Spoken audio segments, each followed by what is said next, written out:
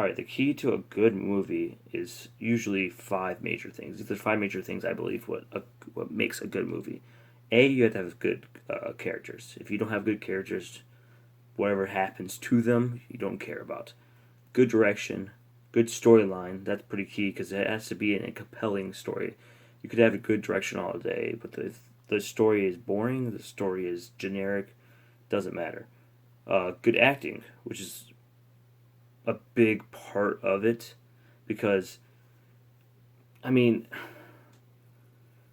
you could always have a good character, but if it's played by a poor to subpar actor, you're going to be turned off the movie. And editing is one of the most underrated ones, but it's one of the most key aspects to a good movie.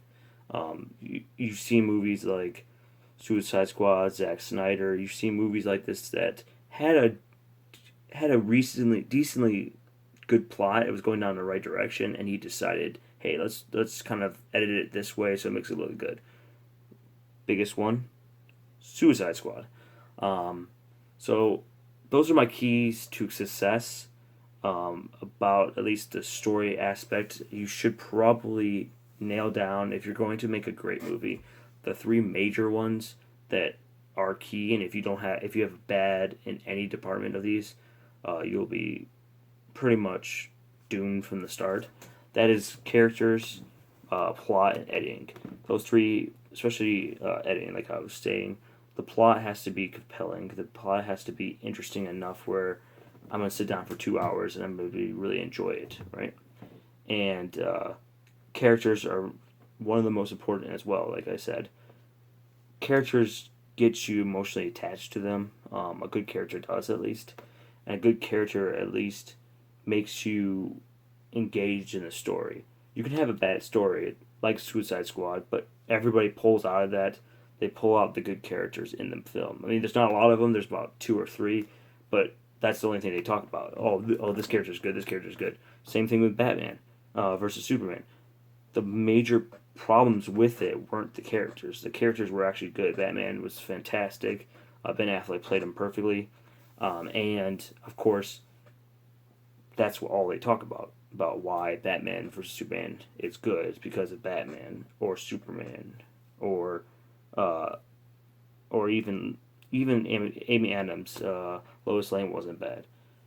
They pull those things out. Those three things are key to creating a good, compelling movie, and that's what's the problem with Batman versus Superman is they had bad characters, not characters, but it had bad actors playing good characters.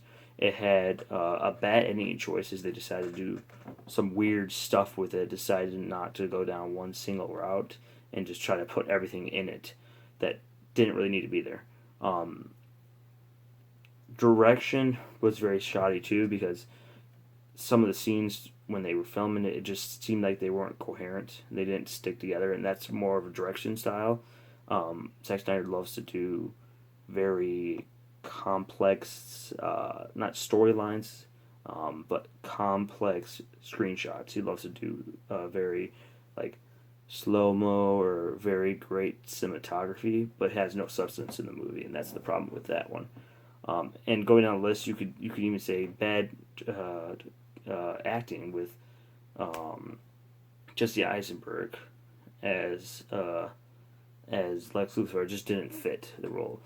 So that's my main problem with movies these days is that they do not have that, and that's what I'm going to talk about in my next video. Jack Reacher fails at most of these. So I just want to give you a little rundown of my channel, my new channel. I just want to let you know that what when I go into a movie, what's the five things I check off to see if they did do them right, and I will every video I do, I will check these off and make sure that they did do them right. So I'll see you guys next time. Please subscribe. I'm about to post my video review of Jack Reacher Never Go Back. Thank you. Have a good one.